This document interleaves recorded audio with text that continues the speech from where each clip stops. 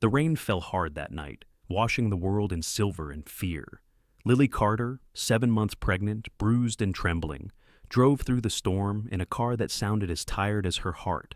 Behind her, the man she once loved had become something she couldn't recognize. Ahead, only darkness, trees, and the narrow thread of a road disappearing into nowhere. When the gaslight blinked its final warning, the engine coughed, then died. Soaked and shaking, she stepped out, clutching her belly, and saw, through the rain, an old house with one light still flickering inside. The night pressed against the highway like a wet curtain, and the world beyond the windshield existed only in fragments of light, flickering road signs, the glint of rain on asphalt, the dim orange glow of a distant town that seemed to recede as she drove toward it. The wipers beat a steady rhythm, desperate but futile, as Lily Carter clutched the steering wheel until her knuckles whitened. Her right cheek was swollen beneath the faint smear of a fading bruise. Her hair, once chestnut and full, hung limp and dark with rain and exhaustion, framing a face too young to look that tired. She was 28, 6 months pregnant, and utterly alone. The baby shifted beneath her ribs as the tires hissed along the slick road. She whispered, "It's okay, little one. Just a bit farther." Her voice cracked on the last word. She had been driving for hours, guided only by highway numbers and fear. Behind her, she imagined the shape of Jake Holloway, his sharp jaw clenched in fury, the vein on his temple pulsing the way it always did before he hit her. Jake had once been the kind of man people called charming. Broad shoulders, sandy hair, an easy grin that disarmed anyone who didn't know him. A carpenter by trade, he'd built her bookshelves, a porch swing, and promises he never kept. When they met 3 years ago, Lily thought the roughness in him was part of his passion, the way he slammed doors, cursed at traffic, laughed too loud at bars. It took her a year to realize that the roughness wasn't passion at all. It was control wearing a smile. The first slap came on a Tuesday night when dinner was cold. The apologies that followed were poetry, each word smooth as honey. The second slap came with the scent of whiskey. By the third, there were no more apologies, only silence and the sharp edge of fear that lived between them. Now the bruise was still fresh. 3 days ago, Jake had found a text from a friend, Sarah, a former coworker, congratulating Lily on her pregnancy. Sarah was a small, soft-spoken woman in her 40s, with silvering hair tied in a neat bun and the kind of calm that could quiet any storm. Jake called her a bad influence. When he started shouting, Sarah tried to intervene over the phone, but Lily hung up before Jake could grab it. That night, his hands had been heavy, his words precise. "You ruined everything." When Lily woke up the next morning, the decision was simple. She packed what she could. Baby clothes she had hidden in a drawer, a wallet with $200, and the ultrasound photo folded in half. She left before the sun rose. Now, hours later, her headlights caught the glimmer of a wooden sign, half swallowed by vines. She slowed down, wiping condensation from the inside of the windshield. The sign read, "The Hollow House, for sale." Below, smaller words carved faintly into the wood, "Needs repair." A gravel path veered off the main road, disappearing into a wall of mist and pine trees.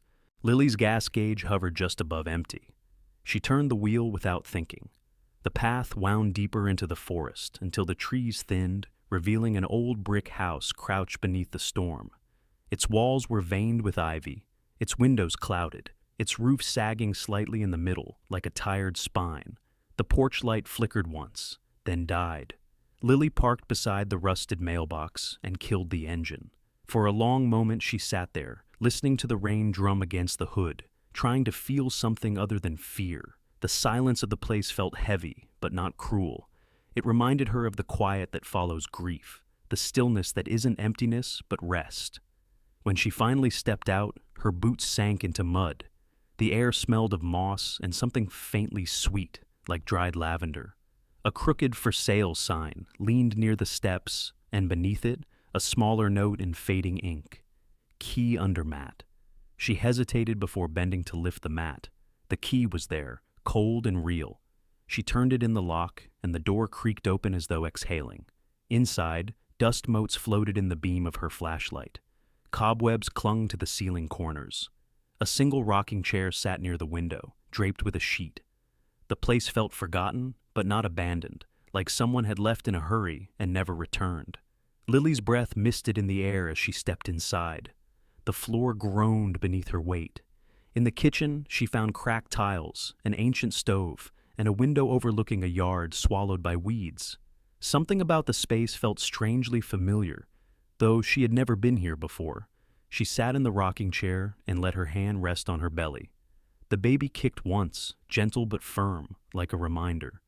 "We'll stay for the night," she murmured, "just until we figure out what's next." Lightning flashed, illuminating the walls for a split second. That's when she saw it, a faint mark on the wall near the stairs. At first she thought it was a shadow, but when she rose and shined her flashlight closer, she realized it was a handprint, small, delicate, and recent. The edges were clear, not dusted over. Her heart stuttered. Someone had been here, or was still here. She turned off the light and listened. The house groaned with wind and rain. No footsteps, no voices. Only the faint tapping of water dripping from the ceiling into a metal pot. She told herself it was nothing. Still, she locked the front door and leaned a chair against it, the old instinct of survival sharpening every sense. She searched for signs of another occupant but found none. No shoes by the door, no dishes in the sink. In a drawer she discovered a single photograph. A woman in a nurse's uniform, smiling beside a garden of herbs. The back read, Eleanor Vale, 1982. Lily traced the name with her thumb, then placed the photo back where she found it. When she returned to the rocking chair, her exhaustion finally caught up to her. Her eyelids grew heavy as thunder rolled in the distance. She thought of Jake, of the apartment she'd left behind, the shattered mirror, the sound of breaking glass, the neighbor's silence through the wall. She thought of Sarah's gentle voice telling her once, "You don't have to stay where you're not safe." Rain tapped the window in uneven rhythm. The last thing Lily remembered before sleep claimed her was the faint smell of lavender again, stronger this time, as if someone had just walked past her with a handful of dried flowers. Somewhere in the house, a door creaked open. The rocking chair moved once, forward, then back, and then silence. Morning came as a pale ribbon of light slipped through the kitchen window, drawing soft silver lines across the cracked tile, and the glassy stillness of water pooled in a dented pot beneath a leaky seam. Lily woke on the old rocking chair with the taste of dry lavender still lingering in her mouth, as if the night had left a brief standing ovation of scent behind. Her cheek ached with that dull, old pain. The baby rolled once under her palm, not anxious, simply present, a small orbiting moon keeping tide with her breath. She stood, stiffness humming in her knees, and listened. The house answered with the tired vocabulary of weathered wood, the incremental clicks and whines of beam and board settling after the storm. No footsteps, no voices. She remembered the handprint by the stairs. She remembered telling herself to attribute it to something simple, an old smear revealed when dust shifted, a pattern of damp where rain had ghosted through the plaster. A part of her wanted to believe the house was only a house, but another part, the part that was tired of not listening to herself, knew last night had not been altogether ordinary. She explored methodically because a plan gave the day edges. The front room held a low sideboard marred by ring stains and a spider silk sheen of dust. The dining room, a table of solid oak and 4 mismatched chairs. The hallway, a row of pegs where coats had hung once and never again. She fetched a torn towel from a drawer and began to wipe surfaces, not to erase history, but to make a small, clean circle in which she might exist. The simple work steadied her. When she opened the pantry, 3 glass jars remained, canning remnants of a former life. 2 were empty. One held a handful of dried bay leaves bleached to an old parchment green. On the inside of the pantry door, someone had tacked a page from a gardening almanac, the edges feathered with age.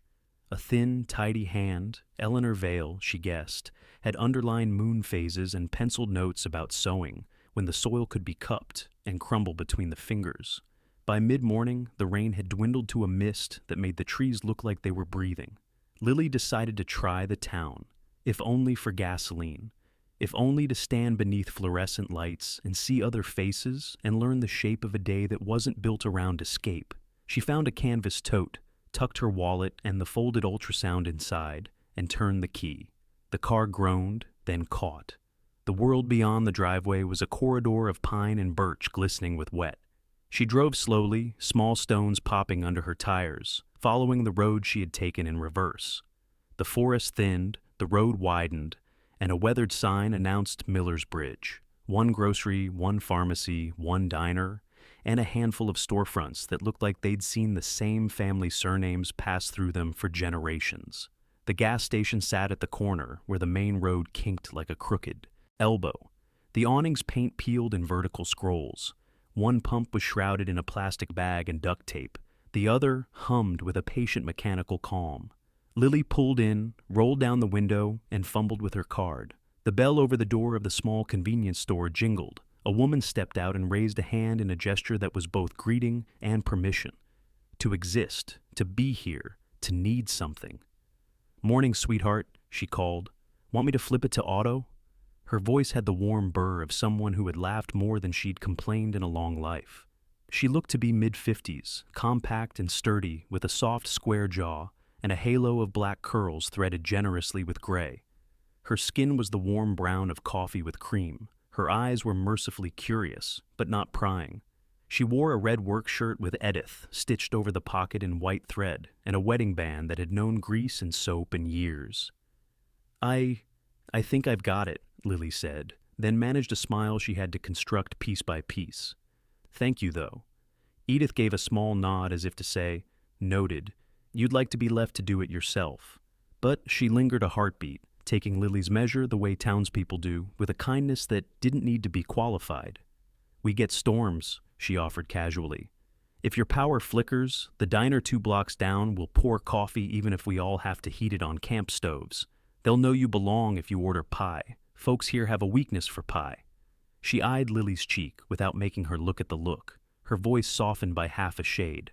"I'm Edith Morales. We bought the place in '98. My Marcus runs a tow on the side if you ever need a jump." "Lily," she said. Just Lily." "Well, just Lily," Edith said with a smile that landed gently. "Welcome to Miller's Bridge." She tapped the pump, then ambled back inside, leaving the air clear of pity and full of options. The pump clicked at $50, then $60. Lily's heart thudded at the number, the way it always did, that cramped arithmetic of a thin wallet. She stopped at 70 and replaced the nozzle carefully, like this small correctness might offset how everything else in her life felt precarious. Inside the store, she bought 2 bottles of water, a loaf of bread, peanut butter, and a small bouquet of daisies wrapped in paper that looked like yesterday's local paper. Edith watched her stack items on the counter with a look that registered what mattered without summoning ceremony. "You up on the ridge?" Edith asked, punching numbers into the register. "Only the old places lose shingles in that kind of blow." "I'm a little out," Lily said. "Off the highway, the Hollow House." She felt the words find the air, a name to give her what she was doing. Edith's eyebrows tilted, not suspicion, recognition. "Ah," she said, letting the syllable rest. "Haven't heard anyone call it that in a while. Some folks say Vale House." She slid the bread into a bag, then added, quietly, not for the room, only for the space between them. "We used to see her, Eleanor, at the health fair. Kind eyes, kept a list in her head you wouldn't believe. Who needed iron, who needed quiet, who needed leaving." She didn't glance at Lily's bruise. She gave her the bag. "If you need a phone safe from ears, come here. My back office has got a door that sticks, and that's exactly how I like it. Good day, just Lily." "Thank you, Edith," Lily said, and she meant it. She filled a gallon container from the fountain for the car's radiator. Edith's quiet gesture had cued her to do practical things, and drove back through the soft gray weather to the house that still felt like a decision mid-sentence. The daisies rode in the passenger seat like small suns. She put them in an old jelly jar she found high on a pantry shelf and set them on the kitchen table. A house forgives many sins if you give it cut flowers. The question of the handprint kept her moving. She climbed the stairs and studied the wall. In daylight, the print was even clearer, every ridge crisp, the size small as a girl's. She followed the staircase up to a landing and into a narrow hallway lined with 3 doors.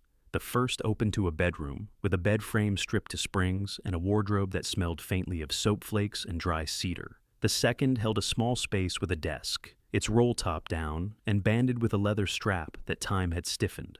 A chair sat tucked neatly beneath, one leg splinted with a length of twine and a popsicle stick, as if someone had made do until they could do better. On the desk's wall hung a calendar from 1997, with days crossed in tidy X's through July, and nothing at all in August and beyond.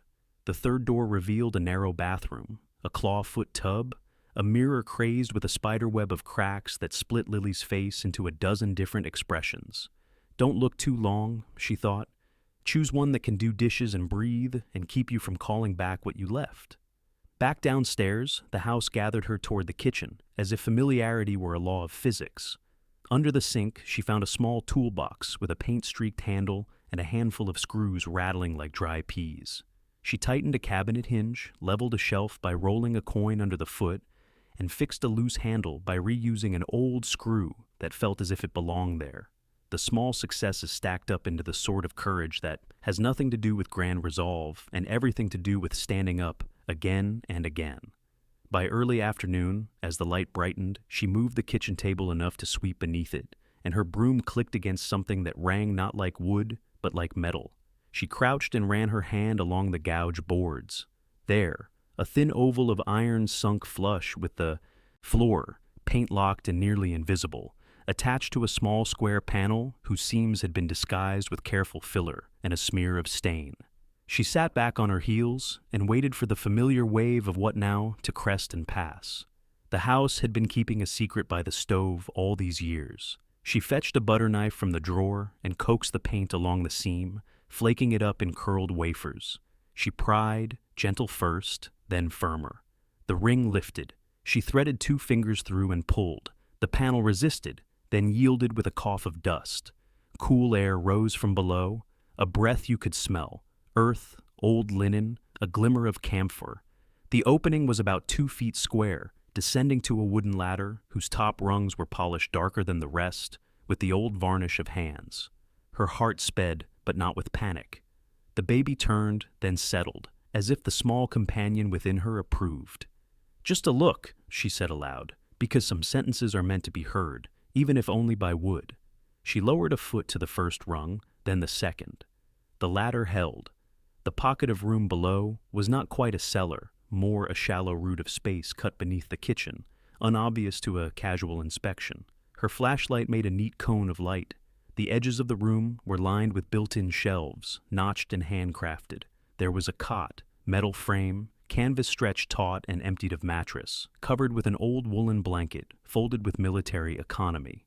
A crate in the corner held 2 glass hurricane lamps and a tin of matches. On the wall, smooth pale plank bore a sentence carved by a careful hand. "If you have found your way here, you are meant to live." She touched the letters with 2 fingers and felt, absurdly, as though the sentence were warm. She scanned the shelves. There were jars labeled in that thin, tidy hand: salt, sugar, 2, and tea. There was a metal tin embossed with the ghost of a brand that no longer existed. Inside lay a roll of bandage, a packet of safety pins, a small vial of iodine, and a folded card instructing how to loosen fear like a knot. Breathe in 4, hold 4, breathe out 6, repeat. There was another tin, smaller, the kind that once held lozenges. When she pried off the lid, she found a ring of keys, old, delicate, notched with care, and a folded note, kitchen sideboard, bottom drawer, false back. It didn't feel like trespass. It felt like being given directions in a language whose verbs were faith and caution. Up the ladder, back into the light, she shut the panel and tugged the kitchen table almost back over it. Almost, because she would be returning. She crossed to the sideboard and pulled the bottom drawer. It came easily and showed only a scatter of paper clips, a handful of buttons, and string. She pushed up on the drawer's bottom, and it flexed and clicked. With a flat palm, she slid the false back aside and uncovered a stack of envelopes tied with cotton twine and a ledger bound in canvas.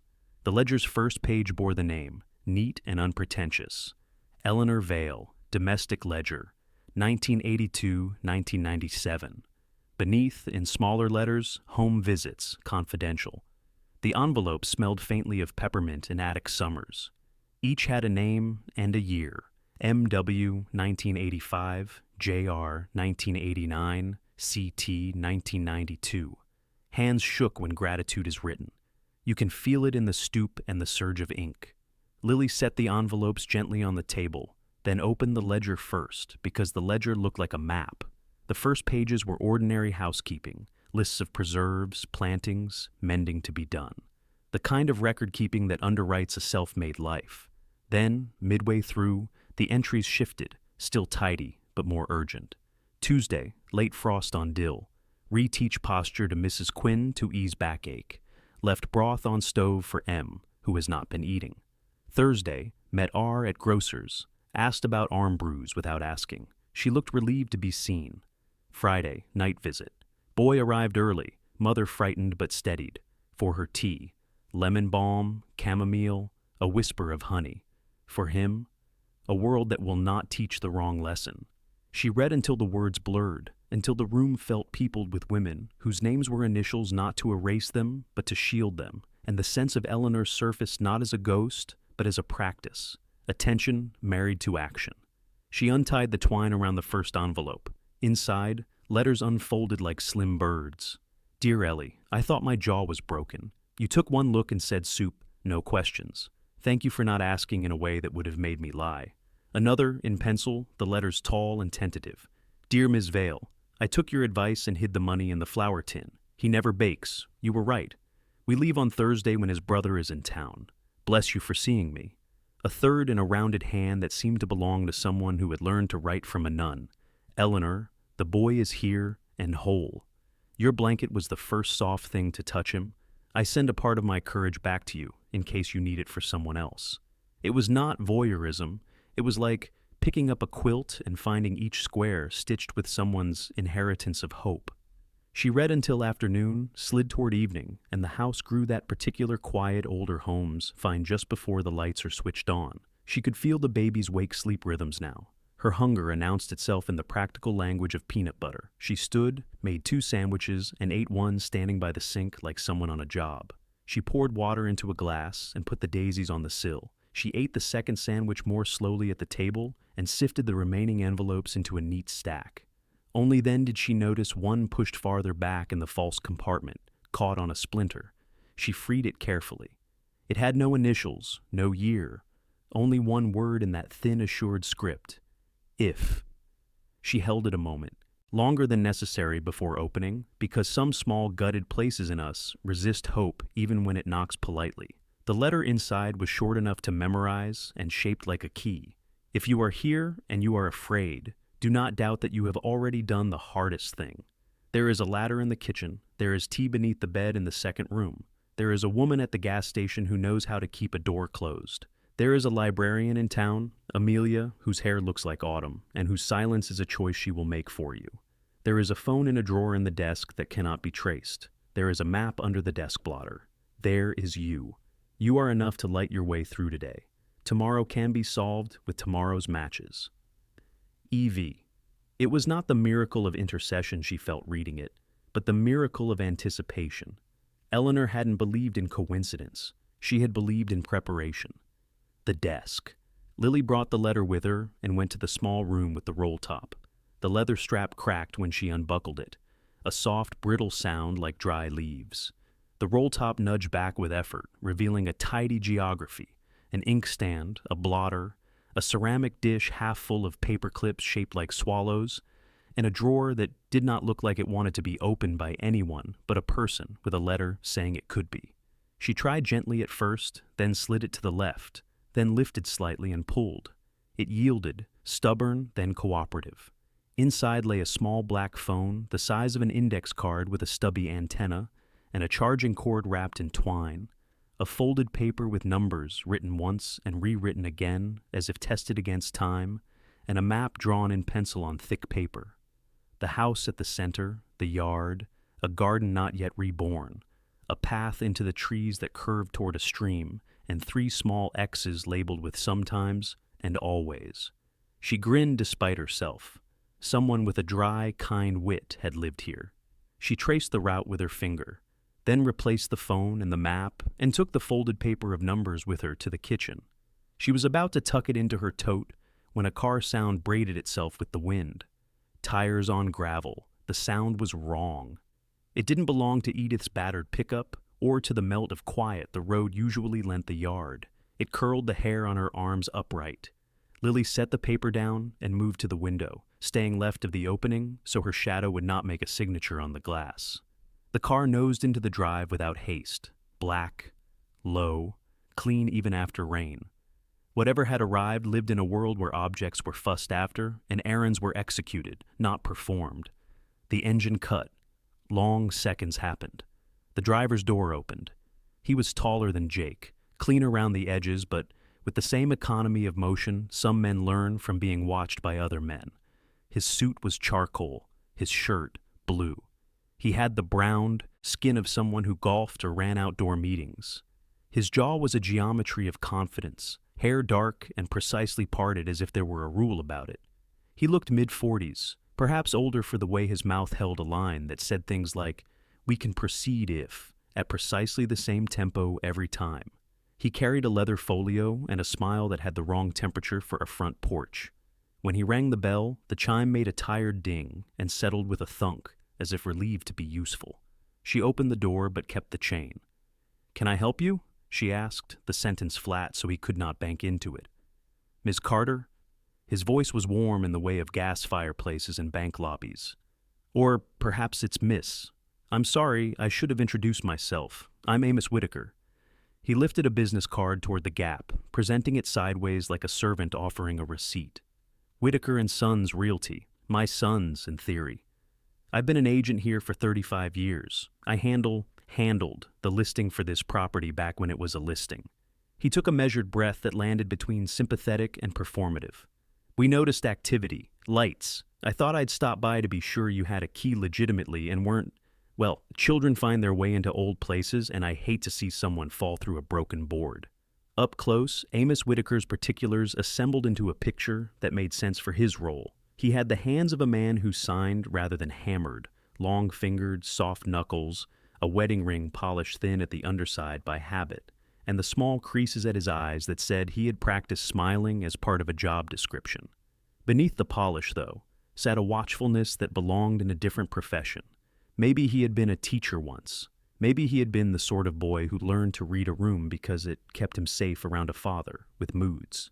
There were always reasons people turned into the shape of their usefulness. "I found the key under the mat," she said. There was a sign. Not a lie. Not the entire truth. The room behind her had daisies in a jar and a letter in a woman's hand that had already saved her twice. Amos considered this without overt suspicion. "That does sound like something old Mrs. Vale would do," he said. "She liked to leave a way in for the right kinds of lost." He adjusted his folio. "I could assist with paperwork if you intend to lease. Of course, we would need to speak with the owner's estate." He glanced past her shoulder, but not rudely. Curiosity looked good on him because it pretended to be concern. "May I?" he asked, small tilt of the head, suggesting a neighborliness he could put back away at will. She unlatched the chain and opened the door.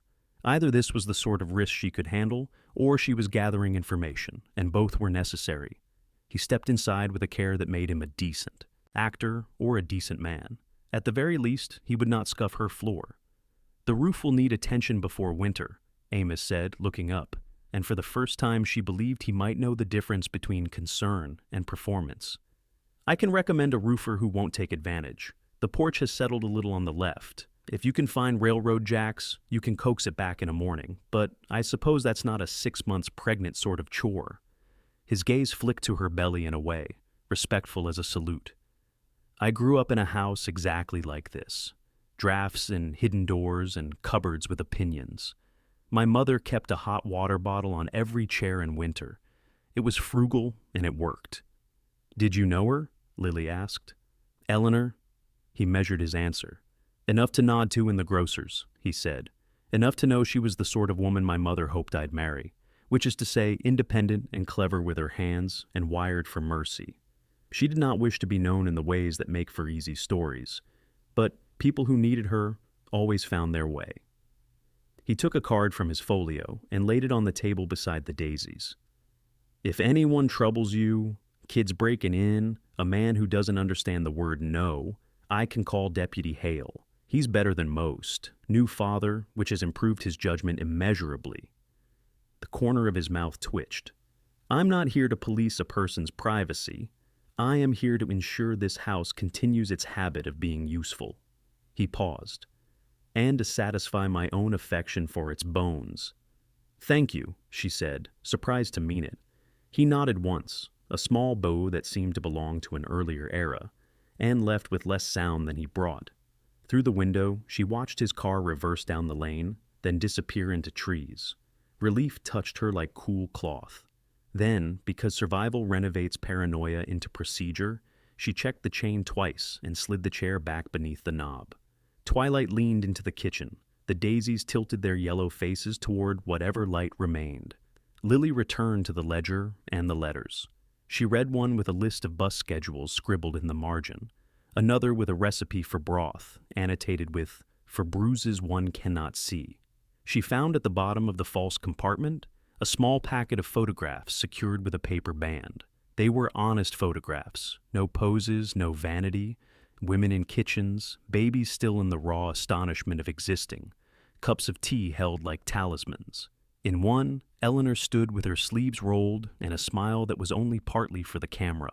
The garden behind her was a disciplined chaos. The corners of the photo were nipped to fit an album she hadn't bothered to keep. Her hair was swept into a loose knot, and her eyes had that canny, mild fierceness that makes the best nurses what they are, unalarmed by the body's insistences, available to the souls. Her phone, the one that knew her past too well, lay face down on the table. She hadn't powered it off because one part of her was a child who didn't like to leave the room first when a game ended. It buzzed, 1 second, then another. Her heart italicized itself and then steadied as if it had studied scripts. She turned it over. Unknown number. She didn't answer. The call ended. Then the phone spit a message onto the screen. Please confirm delivery windows for shelving install. J.H. Carpentry. She stared. J.H. Jake Holloway. Of course. The old contracts he ran, the template texts, the way his business bled into his private cell like oil on water. It meant nothing and something. It meant the world was wide and also he was still on it. She set the phone face down again. It buzzed once more, then submitted to distance. Night arrived rightly. She switched on a lamp in the front room and one by the sink and felt the house accept lighting the way a person accepts a compliment. Awkwardly, but with pleasure. She made tea from the jar labeled TA and let the steam write briefly on the cold window. The baby hiccuped, tiny, perfect thuds that made her laugh aloud. You and me, she said. We'll learn the floor plan. We'll learn where it creaks and where it hums. In bed, the mattress on the floor, a borrowed softness made of folded blankets and hope. Lily lay on her left side and watched the doorway for a while, as if the things she had let in earlier might return wearing a different story. She was almost asleep when it came, the soft scrape that isn't a pipe or a tree, followed by the slow, deliberate click of a drawer somewhere closing, like a desk in a room where no one sat. She told herself she had left the roll top open and the wood resettled. She told herself the house had weather memories and was thinking its way back into them. She told herself 100 good reasons. She breathed in 4, held 4, breathed out 6, and fell toward sleep that smelled, again, like lavender. At just past 2 by the clock on the stove, the rain returned in a patient hush, and the house breathed with it. Down in the kitchen, where the daisies had folded to sleep, a draft lifted the corner of the ledger's page. The butter knife on the counter shifted half an inch, then rested. The small iron ring in the floor, paint-nicked, honest, gave a nearly inaudible tremor, almost no sound at all, as if a hand beneath had tested its weight from below. Morning wore a pale, forgiving light, and the old bricks drank it slowly like tea. Lily woke to the hush after rain, the kind of quiet that makes you hear what the house already knows, where the floor sighs, where the window learns the wind, where the kitchen learns you. She remembered the faint tremor of the iron ring set into the boards by the stove, the nearly inaudible test from below, as if a cautious palm had found its weight from the other side of night. The baby stirred beneath her ribs, a small stretch and settle, and she answered with a palm pressed gentle back, a language of touch that said, I'm here. She boiled water and watched the steam write its brief music across the pane. The daisies on the sill looked like they had slept well. She ate half a slice of bread with peanut butter and told herself to move, because action is a good antidote to the part of fear that invents more fear. She drew the bolt on the door, then the chair, then nudged the kitchen table 2 feet to the left. The iron ring winked its dull iron wink. She crouched and fitted her fingers through it, and as the panel lifted, the cool below rose to meet her face, clean as stone and camphor and linen, the breath of a room that had been saving its air for a long time. The ladder held, the rungs balanced and honest. She went down until her head cleared the floor, and paused, listening. The pocket room looked as it had. The built-in shelves, the carefully folded blanket, the hurricane lamps in their crate, but now she could smell something not of Eleanor's supply list.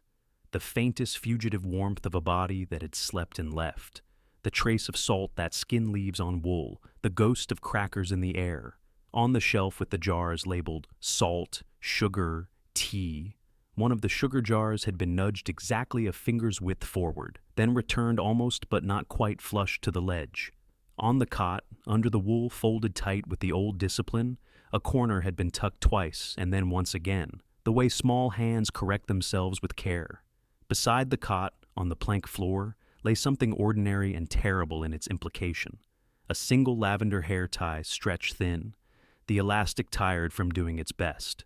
It was the kind sold in drugstores in packs of 20 and found in the lint traps of girls' pockets. Lily held it and felt the exact size of the handprint by the stairs. She put the hair tie in her pocket, as if it could feel safer there. She scanned the room again, more carefully now, and saw the low crawl of space under the shelves on the far wall, not deep enough to hide a person, but deep enough to hide what a person carried. A folded page had been tucked back there, and she coaxed it with a butter knife until it surrendered. Lined paper, torn from a school notebook, 3 holes running up one side. The handwriting was the careful kind taught by teachers who instruct children to press lightly. It said, "Is it safe?" No signature. No punctuation. The sentence was exactly the size of the courage it took to leave a place where questions are punished. She whispered to the room, as if the room could relay messages. Yes. Words matter, even when they seem ridiculous. She climbed the ladder, replaced the panel, nudged the table back, then stopped and pulled it an inch away again, on purpose, a breadcrumb for the eye that would notice. The house was a collaborator. She felt it more strongly now. If Eleanor had taught the house how to be used, the house had taught itself how to continue. The letter in Eleanor's hand from yesterday ran in Lily's head with the accuracy of a remembered phone number. There is a woman at the gas station who knows how to keep a door closed. There is a librarian in town, Amelia, whose hair looks like autumn, and whose silence is a choice she will make for you. Today's matches could be bought on the way.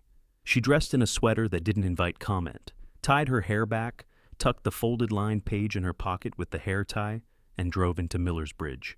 The sky had scoured itself blue, and the town had hung it like fresh laundry. She parked in front of the library, a brick building that had been a grand house once, having now become the kind of civic kindness that holds a community's quieter work. Inside, the air had the smell old libraries keep even after new paint. Paper, ink, the chalk of words moving from mouth to page for 100 years and counting. The front desk had a small ceramic bowl of free pencils whose erasers were still pink. A sign taped to the monitor said, "Tell us if you need the quiet room," and meant it the way good signs mean themselves.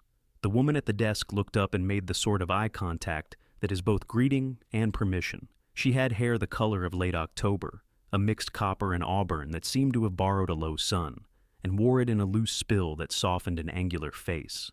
Her eyes were gray-green, the shifting color of shallow water over stone. She might have been early 30s, tall in a way that looked like she'd ducked doorframes all her life and made sense of it with grace. She wore a navy cardigan that had decided to be practical rather than precious, and a lanyard with a small stack of keys and a plastic card that said, "Amelia Davis, librarian." The corners of her mouth had the ghost of a smile, which is to say, she smiled easily, but not for free. The rest of her said that she had learned how to measure words and ration them like provisions on a trip. A thin white line at her chin, a scar that read as childhood bicycle or adult surgery. It didn't try to be a story. "Good morning," she said, voice low and precise. "Welcome." No name asked, a kindness. "Amelia," Lily said. The librarian inclined her head. "Yes?" A half beat. "I'm Amelia." She waited just long enough to make room in the air for an answer. Any answer, even silence. And when Lily didn't fill the space, she offered a bridge. We have a quiet room if you'd like one, or a chair by a window if that's the medicine. Eleanor Vale told me to find you, Lily said, and even as she said it, she understood the sentence sounded like an admission, a plea, and a passphrase. She took the folded letter, if, and laid it on the desk. Amelia read it with the quick skill of a person who reads both for content and for threat, then looked up and gave the kind of nod that belongs in places where the next step must be clear. "All right," Amelia said softly. "We'll go to the local history room." She stood and rounded the desk, and in that crossing, Lily could see more of her. Freckles faint as sifted flour at the bridge of her nose, long hands with short nails, and a nick on the left index finger from paper, or a cat. She moved like a runner who had learned not to waste energy. On the way, she paused to greet a man leaning on a cane by the magazines with a deft hand on the shoulder that said, "I see you. Keep going." In the back, past a glass-fronted case of county atlases and church cookbooks and high school yearbooks that had learned how to be proud, Amelia opened a door that stuck exactly the way Edith's had stuck at the station. The room beyond had 2 upholstered chairs, a small table with a box of tissues, and a sign at eye level that read, "Let us know if you need us to close the door." Amelia did. The small click of the latch sounded like a seal applied to a document. "Would you like tea?" she asked. "No," Lily said, surprised at how the word felt like it belonged to an appetite other than hunger. "Yes," she corrected gently, and then, "Sorry." "Don't apologize to me in this room," Amelia said. It wasn't stern. It was a habit offered. "Black or herbal?" "Anything that isn't coffee," Lily said, and that small laugh that people make when they can't find much else emerged and did not embarrass her. Amelia returned with a paper cup and a saucer under it to guard hands from heat. Steam rose and made the room smell like mint and something faintly citrus. "You can say as much as you need, or not at all," she said. "I'm good at silence. It's not an absence to me." She waited, thumb running the ridge of the cup's seam. After a moment, Lily told her about the iron ring and the pocket room and the careful blanket and the hair tie and the lined page and the question, "Is it safe?" She told her about the ledger and the letters and how the house felt like something that had learned and was continuing to learn. She didn't talk about Jake because you only carry so many bags into a place the first time. Amelia listened without making the face that people make when they want a person to keep speaking and show they are listening, even as they impose their own analysis on the pauses. She listened the way Eleanor must have listened, attention married to action. "Okay," Amelia said when the story gave her a line to tie onto. "We have something." She opened a file cabinet low and close and drew out a manila folder with handwriting that had to be Eleanor's. "Safe hands," written lightly as if the letters themselves must be safe in order to hold. Amelia laid out a small map of the town and a list of names in 2 columns that were not labeled, but everything in them was obvious. People who could offer shelter for a night or 3. People who could be called without leaving a record. "We keep this analog by design," Amelia said, "and because it is what we inherited." Her finger tapped a line. "Edith Morales at the station. She and Marcus can stand in a doorway and look like you don't want to test the knob. We have a night custodian at the elementary, Mr. Jamal, 6'5", giant heart. Gives away soccer balls, who keeps an eye on the back roads when we ask. There's also a nurse at the clinic, Ruthie Zhao, short, bright scarf wearer, voice like someone who knows lullabies in 3 languages, who can document injuries properly if that needs doing. And I can be here when it's needed to be quiet. We try to avoid involving the county unless the person wants it involved, unless there is danger that can't be mitigated otherwise. The law is imperfect, but we have to work with it because it has boots." "Eleanor wrote that you choose silence," Lily said. "I do," Amelia said simply. "It's a muscle." She gave the faintest smile. "I built it because, when I was a kid, people didn't keep my secrets very well. They told me it was for my own good. Maybe it was, but it felt like theft." She brushed the skirt of her cardigan, as if to reset the conversation away from her. "Now, the question, is it safe? I can give you an answer and a plan, but you'll need to agree to the plan for the answer to stay true." "Yes," Lily said. The word wore relief. "Tell me." "If someone is sheltering in your house, they will likely return at night," Amelia said. "You can leave a sign they will understand. A glass of water and 2 slices of bread on the counter by the stove under a clean towel. A small thing that doesn't look like anything to anyone else if anyone else looks in the window. You can leave also a note where only a careful person would find it, taped under the lip of the table where the lid lifts say, written simply, yes. Come when the porch light blinks twice. We need to talk. Then you sit in the front room with the lamp down, and you blink the porch light twice every hour on the hour until 2. That gives them a rhythm to trust without forcing a time. You keep a second chair and a blanket ready in that front room, so the first human exchange happens where there is a door that can be opened, if it has to be. And you call me, if you want me, and I'll sit 2 houses down in my car with a paperback and a phone, and I will not come to your door unless you open it. If things go wrong, I will call. Deputy Hale, who is better than most because he has a newborn, and being awake at 3 a.m. has rearranged his soul. Her smile surfaced and went again. A fish. Lily nodded. I can do that. She surprised herself by adding, I want you there. Vulnerability offered doesn't embarrass a person who knows how to hold it. All right, Amelia said. She wrote her cell number on the back of a library slip with a blunt pencil and slid it across. Text me a blank message right now, so I have you. Lily did. The name came through as just Lily because of Edith, and because it made sense to let some names grow into themselves slowly. And if, Amelia began, then stopped because Anna, no, she had said her name. Lily had not told her about Jake, and the room did not need that bag carried yet. If anything feels wrong, say the word blue out loud, even if it's awkward in a sentence. It will be my signal to call Hale without asking you permission, and you'll forgive me. Blue, Lily said. Okay. She stood and looked at the shelf of yearbooks through the glass and at the photograph of a harvest parade from 1976, where women in aprons beamed with the exact energy that had built these rooms and would keep building them as long as someone knew how to boil tea. Thank you, she said, and felt how small the words were against the gratitude, and knew small words do fine work. You're welcome, Amelia said. All that we're doing is exactly what we inherited, and we're renovating it where the roof leaks. The afternoon thinned. Lily stopped by the station for matches and a battery lantern and nothing else, so that Edith would know enough without knowing more. Edith wrapped the lantern in newspaper and, while ringing it up, slid a pack of lavender hair ties into the bag as if she were bagging air. Buy one, get 19 free, she said. Manager's special. Her face did not ask questions. Her eyes said, doors still there. On the way home, Lily drove the long way by the river once on purpose, not to lose a tail. She hadn't seen one, but to reset the route in her body as chosen, not chased. The house received her quietly. She set a glass of water and 2 slices of bread under a towel on the counter. She taped a note under the table lip, where conscious fingertips would find it, and blinking eyes would not. Yes. Come when the porch light blinks twice. We need to talk. L. She put a blanket over the arm of the chair by the front window and a second mug beside the lamp. She checked that the iron ring panel lifted smoothly and sat flush, then left it as before, the table pulled off by an inch. A grammar of welcome that wouldn't betray itself to a casual glance.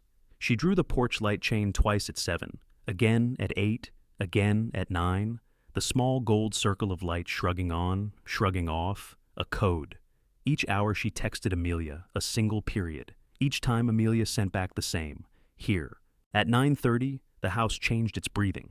It's a peculiar skill to sense this. People who have been hunted learn it. People who have hunted pity learn it, even if they didn't ask to. The air cooled in a way that wasn't draft. The boards reported pressure in an after sound. A line as faint as the line you feel across your palm after someone held it and let go. Lily turned her head in the slow way of someone not wishing to startle a deer in a field she wants the deer to consider safe. There in the doorway between the hall and the kitchen stood a girl, 11, perhaps 12, thin not by choice. Her hair, a brown that might go gold in summer, had been cut roughly with scissors into a length that could be gathered fast and not yanked. The bottom row hacked in a jitter of determination. She wore a gray hoodie too big for her, and black leggings the shine gone from use, and on her feet a pair of scuffed white sneakers that had been white 3 Septembers ago, and since had learned many bus steps. A purple bruise ghosted along the edge of her jaw, old enough to yellow, but not old enough to be forgotten by the body. In the left hand, she held nothing. In the right, a butter knife pointed down the way staff teach kids to hold them when they're spreading jam. Her eyes were the same brown as her hair, a dark that read every corner of a room at once. Their whites were clear, the pupils reasonable, the kind of eyes that had learned the difference between menace and simple volume. The bridge of her nose had a soft bump that meant mischief at 7 or a wall at 9. Both are reasons someone learns to get good at reading faces. She was breathing like a runner who was stopped by choice. Her voice, when it came, wore no pleading and no bravado. It sounded like a person asking a librarian for a book by title. "You said blink twice," she said. "I saw it. I waited until the truck went by because the brakes squeal and you can hear them from the trees." "It's safe," Lily said. She didn't rise. Predators stand when children enter rooms. People making rooms into shelters don't. She gestured with her chin to the chair opposite. "There's bread and water. It's not much, but it's yours first." The girl considered the room, as if measuring it with string, then crossed the threshold softly. Up close, the small particulars made a whole of her. 2 tiny scars at the knuckles, the place where a ring would be if she were a different person in a different world years from now. A faint smell of detergent that wasn't hers, but a school's or a neighbor's she had rubbed against to not smell like her own house. Dirt under one nail and not the others, the exact size of a dug coin. She sat on the edge of the chair, ready to move. "I'm Maisie," she said, as if the name had been misused elsewhere and needed to be set right. The syllables carried carefully. "Maisie Quinn." She did not offer a hand. Smart girl. "I found this place on the paper in the desk at the library once when nobody was watching. It had the X's. I thought it was fake, but the words weren't, so I drew it on my shoe." She lifted a heel to show the faint pencil on the rubber, 3 tiny X's, the middle one worn half away. "I'm Lily," she said. "Just Lily is fine." She slid the towel aside and nudged the bread closer. Maisie took 1 slice, then half, then stopped herself in the way children do when they are trying to make a good impression on adults who rarely deserve it and always demand it. Lily poured water into the spare mug and set it on the table. "Do you want me to call someone you'd like me to call?" Lily asked. "Or I can call no one. Or I can call someone who will stand on the porch and look like a porch. We can go slow." "My mom works nights," Maisie said. "She's nice." The word nice sounded like the kindest thing she could say and also like a paper wall. "It's my stepdad." The syllables made the room drop 1 degree. "He's a Boilermaker. He doesn't like dinner late. He doesn't like shows where people laugh. He says the laugh tracks make him feel stupid, and I have to turn it off. My mom says he didn't used to be like that the refinery made him, but I think the refinery just gave him a hat to wear." She swallowed half an inch of water. "He hits open hand. He says it's not hitting when it's open." Lily's hand found the arm of her chair so she would not find the table and knock something by accident. "Thank you for telling me," she said, language borrowed directly from a nurse or a social worker, but spoken as a neighbor. "You are not wrong. It is hitting. It is wrong. You've done a brave and right thing." Maisie nodded once. "I found the room under the floor last week when it rained and the bus was late," she said, with an odd factual calm that sounded like competence, not dissociation. "I stayed for an hour. I didn't take anything then. I wanted to see if it was a trick. It didn't feel like a trick. It felt like when you sit in the library and Mrs. Davis knows you're there, but she doesn't call your name, and you get to read the whole chapter because nobody is telling you to do anything else." She folded the bread and bit again, a small, neat bite. "I can't stay. He counts forks. Then we'll make a plan and a first step that looks like a small thing and will actually be a big thing," Lily said. "We can involve people who are good at staying quiet and also good at making noise if noise is needed." She slid the blanket closer to the chair arm, a gesture both practical and symbolic. "I have a friend, Edith, who runs the gas station. If I call her and say the word blue, she will stand at the door with me if standing at the door needs to be done. I also have a friend, Amelia, who is very good at reading rules and not obeying the ones that deserve not to be obeyed. There is a deputy who is kinder than most and a new father. We don't have to start with him. You tell me where the boundary is, and we will build right up to it and wait." Maisie angled her head, the small dog-like question of whether she would be trapped by generosity. "If you tell a policeman, do they tell everyone?" she asked. Not everyone, Lily said. But if there are children, the rules encourage them to do things. Sometimes they help, sometimes they tangle. She thought of trust as a corridor and tried not to place too many pictures on the wall yet. How about we call Amelia first? You don't have to talk to her. She can sit outside in a car and read a book. That's all she'll do unless we ask more of her. She will also bring a granola bar she keeps for such times. It tastes like cardboard and chocolate chips. You will not like it, but you will eat it. Okay, Maisie said, which is the word girls say when they are accepting a thing they don't yet want to trust, but are wise enough to accept anyway. Lily texted a period to Amelia and added, "Porch light now?" Amelia answered. Parked 2 houses down in a silver Subaru. Blink once to confirm. Lily rose, crossed to the porch, and blinked once. From the road, a blink answered, tiny and exact, headlights tapped with expert restraint. Minutes later, a soft footfall landed on the porch and then receded, and when Lily opened the door, a crack, a paper bag sat like a shy animal, 2 juice boxes, a granola bar, a small pack of wipes, and a note, "Breathing is not a task. It is a right. I am just here." Lily brought it in and set it on the table without comment. Maisie's eyes moved to it and away, as if not to spook it.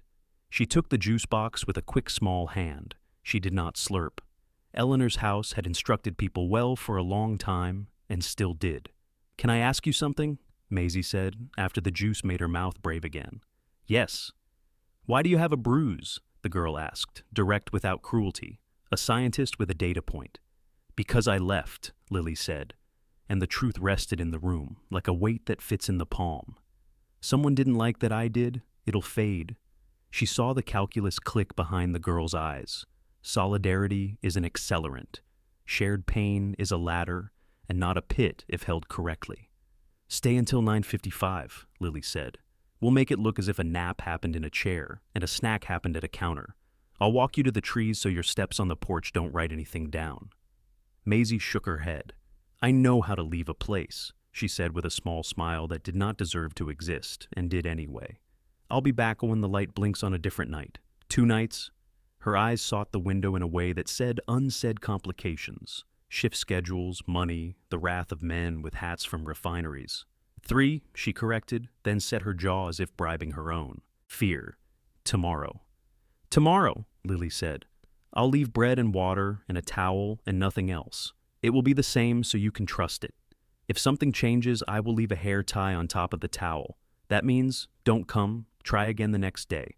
And if it's urgent, I'll leave the porch light on steady from 7 to 8, and then I'll turn it dark. That will be our emergency, and I'll sit right here." She slid the lavender pack from the station across without commentary. Maisie's eyes flicked to it, and then to Lily, and then back to the pack, and she reached and took one and stretched it once and slid it on her wrist, and nothing else happened, and everything did. At 9:50 she stood. "I'm invisible when I have to be," she said, which was not a boast, but a skill. She moved lightly through the kitchen, past the iron ring, and the table inched back for messages, and arranged the towel as if covering bread for a family. She paused at the doorway and looked back once. "Thank you," she said, and then, with a small nod toward the daisies on the sill, "You're good at houses." She was gone in a soft absence, and the house exhaled the way rooms do when their occupants swap watch. Lily blinked the porch light for Amelia and texted, "Child safe for tonight." She added, "Not calling hail." Amelia answered, "Good. Here to the end of the hour." The end of the hour came and went with ordinary sounds. A fox somewhere doing what foxes do, a distant truck downshifting to make the grade, the very faintest almost sound of the ledger page lifting and setting again by the stove. Lily turned the porch light off and on, once in a small thank you, and saw, through the dark, the ghost of the Subaru's taillights wink back and then ease away down the road. The next morning carried a Tuesday feeling, even though calendars had ceased to matter for a while. Lily drove to the station for milk and bananas because all plans must be salted with ordinary. Edith rang the items and set a small brown bag beside them, without explanation. "A friend of mine had extras," she said. Inside the bag was a pack of cheese crackers and a tiny tube of arnica gel that said it was for muscles and bodies that have been badly asked questions. Lily paid and stood for a second, as if something might be required of her speech. Edith saved her by asking about weather, a communal commodity. "It'll freeze before it thaws," she said. "But you've got the look of somebody who knows how to wrap pipes." The sentence meant, "You belong. Keep going." At noon, a shadow crossed the threshold of the kitchen, and in walked a stranger carrying the careful posture of a man whose badge is in his pocket and whose hat is on his dashboard. He knocked the way good men knock, on the jamb, not the door, so that a person can choose whether the knock enters the room. He was mid-30s, lean, the kind of lean that is born not of vanity but of long shifts and the requirement to chase occasionally. His hair was close-cut, brown, a widow's peak honest about its plans. His jaw was square, but softened by stubble he hadn't decided what to do with. He wore a county deputy's brown, soon-to-be wrinkled uniform, without fuss, the shirt pressed by someone who doesn't talk about pressing shirts. The name on the tag, Hale. His eyes were a straightforward blue that had learned to listen before they learned to tell, and in the corner of his left eye, a small crow's foot had bloomed early from squinting into second mornings with a newborn or into sun on roads at shift change. He was not armed the way men show they are armed. He was armed the way professionals are armed, discreet, affixed, not part of the conversation. His left hand bore a silicone wedding band, the kind bought at the pharmacy at 11 p.m., by a man who had forgotten he should remove metal when catching, bathing, or soothing a small human. He had the mild, alert energy of someone who had made a mistake once a long time ago and built a life around not making it again. It made him useful in a town. "Ms. Carter?" he said, poising his weight on his heels so he could leave, if asked. "Deputy Hale, I'm not here on a complaint. Ms. Davis at the library left me a message saying I might want to introduce myself and invite you to call me if you ever need a set of boots standing precisely where you tell them to stand. I'm aware of the history of this property and the way a deputy is allowed to be, which is to say, not officially. I'm also a new father, and my capacity for mercy is—" He searched for a word and found a plain one. "Larger than it used to be." "Thank you," Lily said. The word felt like opening a window. She did not invite him in, and he did not lean in. His angle at the door said, "Boundary understood. If at any time you need me and do not want to explain why," he said, "you can say you saw a black dog worrying your trash cans. I will understand that a thing is worrying you. I will come and I will look at the cans and say, 'Yep, that's a persistent dog,' and any other ears will consider the matter addressed." He tipped 2 fingers as if doffing a non-existent hat. "We do small theater for safety in this county, Ms. Carter. The scripts are short." "Understood," she said. He was halfway down the steps when he turned and added, "And if anyone knocks and says they are a deputy and I am not here, ask them what the safe word is. If they do not answer blue, close the door. We're trying that out now because Ms. Davis says passwords make people behave better."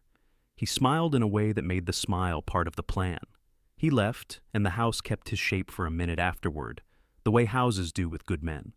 Afternoon asked only chores of her. Unroll a rug and let it forget the curls, sweep the dust that has memory, tighten the knob that will otherwise tell your secrets with a loose rattle. She wrote a small note and tucked it under the lip again. Tomorrow. Same. She wrote another and taped it under the stool. If trouble, leave the towel crooked. She put 2 slices of bread and a glass of water and a banana under a towel just before dusk, so that if eyes glanced in at 7, they would see nothing.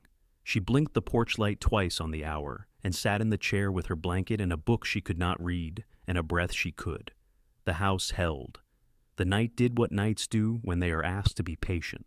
At 9:32, the porch board at the top step answered a foot in exactly the way it had answered yesterday, and Lily's heart gave the small spike of alarm that belongs to both relief and fear in equal parts.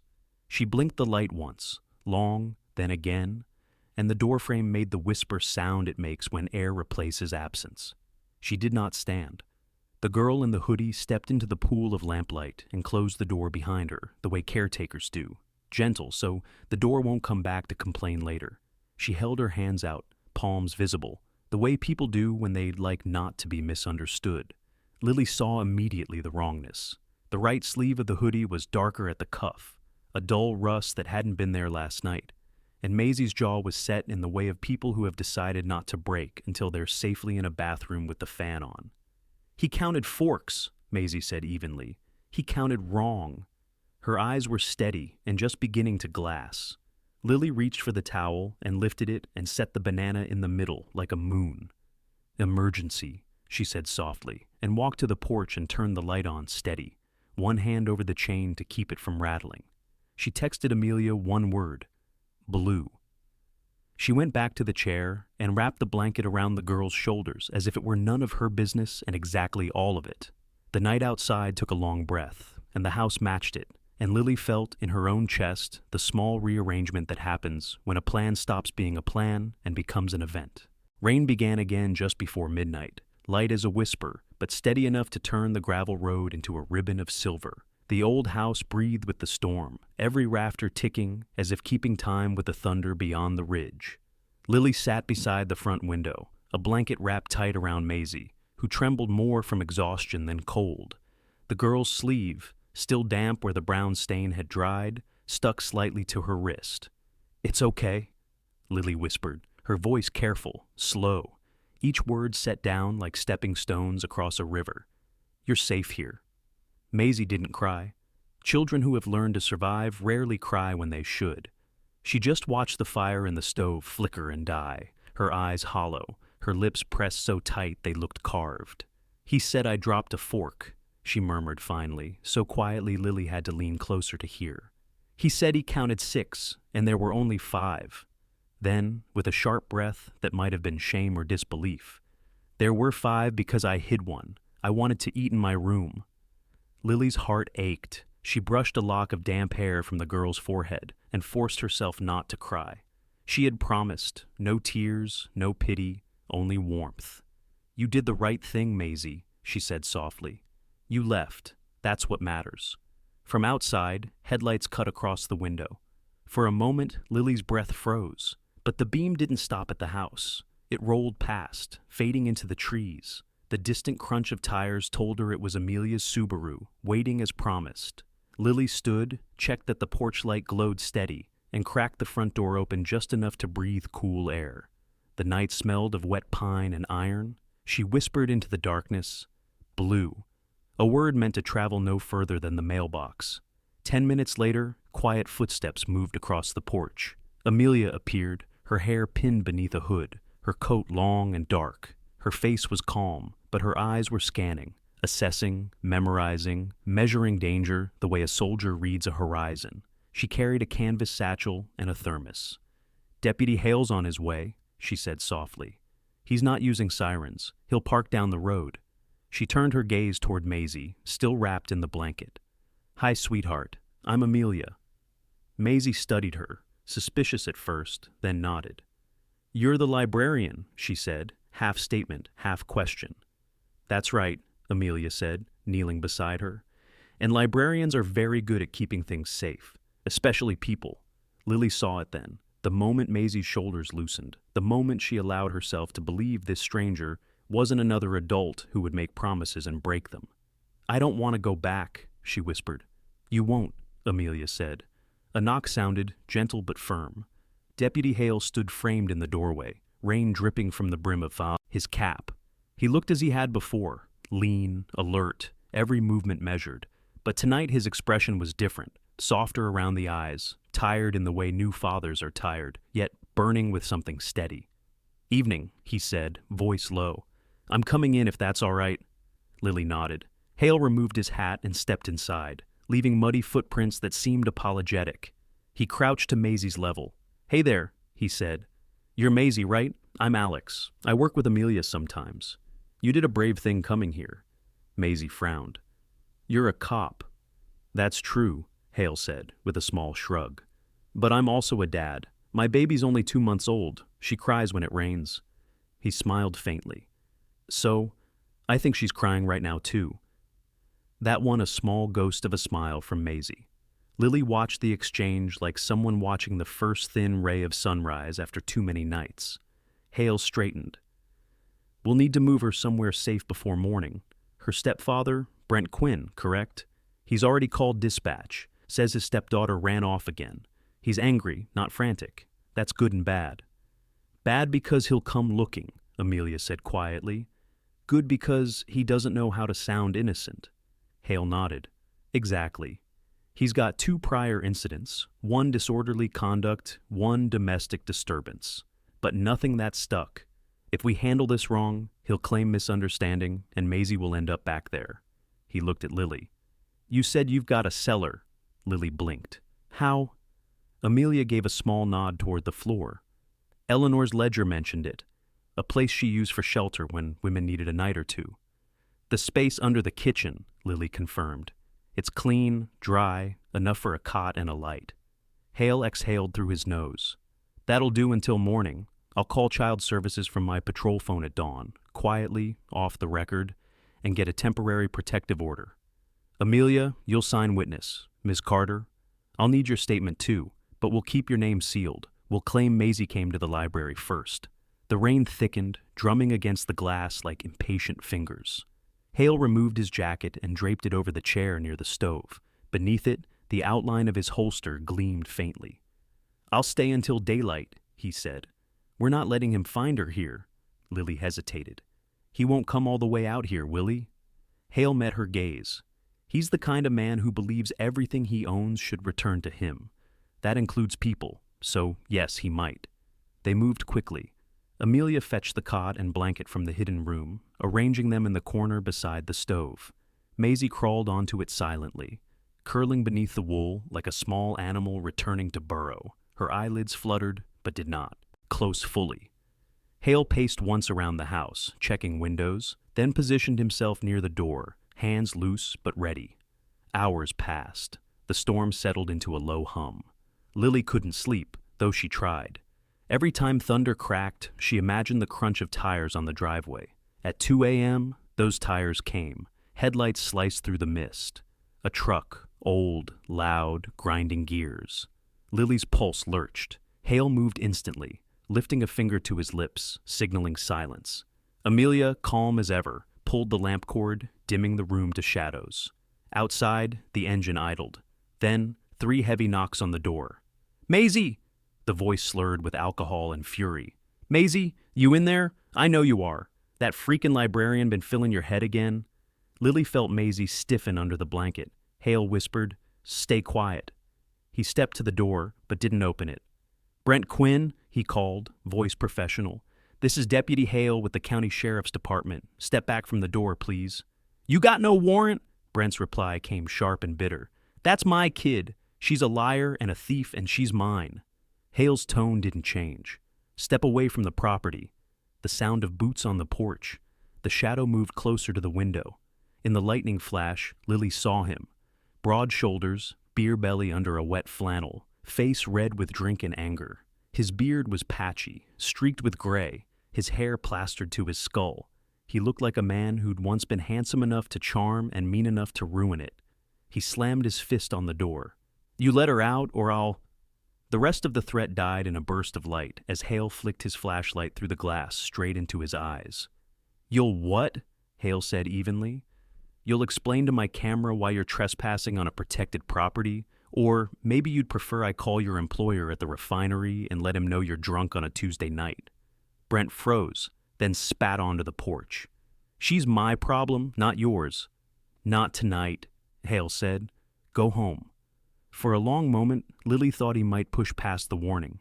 Then Brent stepped back, muttered something low, and stomped to his truck. The engine roared, reversing down the drive, spitting gravel. When the sound faded, Hale lowered the flashlight. His face looked carved from stone, but his hands trembled once before he steadied them. He'll be back with paperwork, he said quietly. Men like that always think they can fix control with signatures. Amelia placed a hand on his shoulder. We'll be ready. By dawn, the rain had stopped. Pale mist hugged the ground. Maisie finally slept, curled like a comma under the blanket. Lily brewed coffee, the smell grounding her back in the present.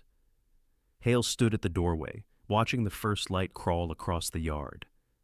You did good, he said, without turning. Lily smiled faintly. You too. He nodded toward the child. She's got a chance now. You both do. When he left an hour later, the house felt strangely alive, as if the walls had memorized the night and approved of the outcome.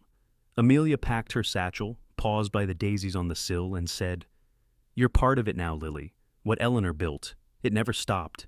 You just picked up the next chapter. Lily looked toward the kitchen, where the iron ring sat flush and quiet in the floorboards. Then I'll keep it ready, she said, for whoever comes next. Outside, the sun broke through, lighting the damp roof like glass. The hollow house stood silent but awake, listening as it always had. The following morning carried that sharp, clean brightness that comes after a hard rain, when even the mud looks new and the air smells rinsed of its sins. Lily stood at the kitchen sink, watching the fog roll off the trees beyond the field. Maisie still slept in the cot near the stove, her small chest rising and falling beneath Eleanor's wool blanket.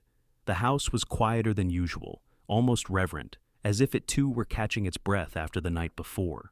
The coffee on the counter had gone cold, but Lily didn't mind. It gave her an excuse to stay still, to listen. From beneath the floor, a sound, a faint rhythmic tapping, too soft for footsteps, too deliberate for pipes. She froze, head tilted. Tap, tap, pause, tap, tap. The same pattern repeated, gentle but certain, like someone trying to write a word in Morse code. She crouched and pressed her ear against the floorboards. The sound came from directly below the iron ring. Maisie stirred behind her. "Is it him?" she whispered, still half in dream. "No," Lily said. "It's coming from inside the house." By the time Maisie sat up, the sound had stopped. Lily hesitated, then lifted the ring. The smell that rose wasn't of earth this time, but something faintly floral. Lavender again, sharper now, like dried petals crushed under wood. The ladder waited. She grabbed the flashlight from the table and descended. The hidden room looked unchanged, but there was one new thing. A folded scrap of paper resting neatly atop the crate of hurricane lamps. She hadn't left it there. Her heart quickened as she picked it up. It wasn't new. The paper was yellowed and soft around the edges, but it hadn't been in that spot yesterday. The handwriting was unmistakably Eleanor's. "If you hear tapping, do not be afraid. It means someone has found courage again. Let the sound guide you. The path is not underfoot, but behind the wall." Lily ran her hand along the back planks. They were smooth, sealed with varnish. But in one corner, the grain felt uneven, splintered. She pressed, and the wood flexed slightly. A panel. It slid aside with a sigh of displaced air, revealing a narrow tunnel framed with bricks and faintly glowing with reflected light from somewhere deeper within. She called softly, "Amelia?" No answer.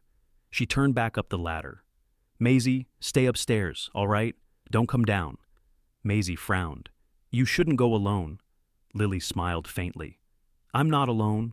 She stepped into the tunnel. The air was cool, smelling faintly of stone and something metallic. The passage curved left, then downward, widening into a small alcove. At its center stood an iron chest half the size of a trunk, its surface engraved with initials worn shallow by time. EV. Lily brushed away dust and found a keyhole shaped like a leaf. The keys from the tin box upstairs, Eleanor's, were still on the counter. She had no key now. Behind her, the faintest shuffle. She turned, beams sweeping the tunnel. Nothing. But she knew the feeling, not menace exactly, but presence. The house wasn't haunted, she decided. It was remembering. When she returned upstairs, the kitchen smelled of toast. Maisie had woken fully, moving carefully, almost trying to be helpful. "You were gone long," she said, setting a plate on the table. "You look pale." Lily sat, rubbing her temples. "There's more down there, a chest, something Eleanor hid." Maisie's eyes lit up, that spark of curiosity children use to push back fear. "Maybe it's money. Maybe it's stories," Lily said. Later that morning, a knock came at the door. It wasn't Hale's steady rhythm or Amelia's polite double tap. It was softer, uncertain. Lily opened the door to find a woman standing there, wrapped in a quilted coat, her gray-streaked hair pinned under a scarf. She looked to be in her late 50s, her skin the color of parchment left in sunlight. Her eyes were pale green, almost faded, but sharp. She carried herself like someone used to being underestimated. "Morning," she said, voice rasped with cigarettes and weather. "You must be Lily Carter. I'm Dr. Evelyn March, County Social Services. Deputy Hale said I should stop by, check on the girl." Lily stepped aside. "Come in, please." Evelyn entered like a soldier into enemy territory, slow, observant, absorbing every detail before she sat. "Nice place," she said, though her tone was neutral. "Old bones. My grandmother had a house like this. Never trusted electricity, kept a kerosene lamp in every room." She smiled thinly. "Mind if I speak to Maisie alone for a bit?" Maisie glanced at Lily, unsure. Lily nodded and stepped to the porch, letting the door close softly behind her. Through the glass, she could see them talking. Evelyn leaning slightly forward, not prying, but firm. Every now and then, Maisie would glance down, then back up, answering. When the door opened again, Evelyn's face had softened. "She's tough," the woman said. "Tougher than most adults I've met this year. She trusts you." "I'm trying to earn that," Lily said. Evelyn nodded. "Good. I'll file the paperwork as emergency protective custody under Section 3A. She'll stay under your temporary care until the review hearing. That'll give us 2 weeks. After that, the county will need a long-term solution, unless you'd consider—" Lily blinked. "You mean adoption?" Evelyn's mouth curved slightly. "It's early, but I've seen the way she looks at you, like she's finally found gravity." The words hit deeper than Lily expected. She looked toward Maisie, who was sitting at the table, tracing patterns into the wood with her fingertip, the old wool blanket around her shoulders.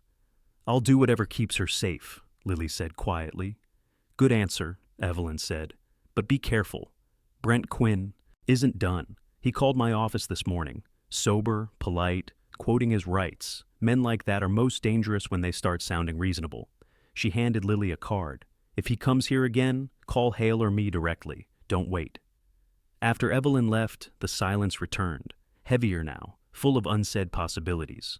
Maisie broke it first. She was nice, but she looked tired. "She's seen a lot," Lily said. "People like her always do." As afternoon fell, the sky bruised gray again. The wind pressed against the windows with a low moan. Lily couldn't stop thinking about the chest beneath the floor, Eleanor's last secret. When Maisie dozed on the couch, Lily fetched the tin of keys and descended once more into the hidden room. She tried each key one by one until the smallest, shaped like a leaf, clicked. The lock turned, the chest creaked open. Inside lay bundles of folded paper tied with twine, a leather-bound journal, and a small wooden box no larger than a loaf of bread. She lifted the journal first. The first page was dated June 2nd, 1996. "If this house ever shelters another, know that safety is not walls but people. I have hidden the records of those who came to me. Names, dates, births, escapes. Some may still be hunted. Keep them secret. If you are reading this, the work is now yours." Lily turned the pages. Notes on herbs, lists of families helped, coded addresses. At the back, a single entry written shakily. "The last girl. Her name is E.M. I see myself in her. She is brave but broken. The man who hunts her is the same kind the world keeps forgiving. If she returns, I will keep her below until he gives up. If I do not survive the winter, let this record bear witness. She lived. Her name was Evelyn March." Lily's breath caught. Evelyn. Dr. March. The same woman who just stood in her kitchen. She sat down hard on the edge of the cot, the journal open in her lap. So Eleanor had saved her once, and now she had come full circle, saving Maisie. The line of women continued, not by blood, but by will. She opened the small wooden box. Inside lay a handful of lavender sprigs, dry but still fragrant, and a silver locket engraved with the same initials, E.V. Inside the locket was a tiny photograph, Eleanor and a much younger Evelyn, maybe 17, standing in the garden behind the house. Both were smiling, both were free. Lily replaced everything carefully, then climbed back upstairs. She found Maisie awake, staring at the window. "The fog's back," the girl said. "It looks like it's breathing." Lily joined her, hand resting lightly on her shoulder. "So are we." When night came, she lit a candle and set it by the window. The house felt warm, alert, as if listening. Somewhere beneath them, perhaps in memory alone, Eleanor's presence moved, not ghostly, not haunting, just watchful. Lily spoke softly into the air. "We're still here," she said, "and we'll keep them safe." And from the floorboards below, just once, came a faint, answering tap. Sometimes the miracles we wait for don't arrive with thunder or light. They come quietly through the hands of ordinary people who choose kindness when the world tells them to look away. Lily, Eleanor, and Evelyn were not saints, yet through their courage, they became instruments of something divine, proof that God works through those who listen, protect, and love without reason. So tonight, if your heart feels heavy, remember, you're never forgotten. Somewhere, someone's prayer has already included you. And may the same grace that filled the hollow house fill your home too. May God bless you, keep you safe, and send peace to everyone who's watching tonight. If this story touched you, please share it with someone who needs hope. Comment where you're tuning in from. Subscribe if you'd like more stories of faith, courage, and redemption. And may His light guide you gently through the night.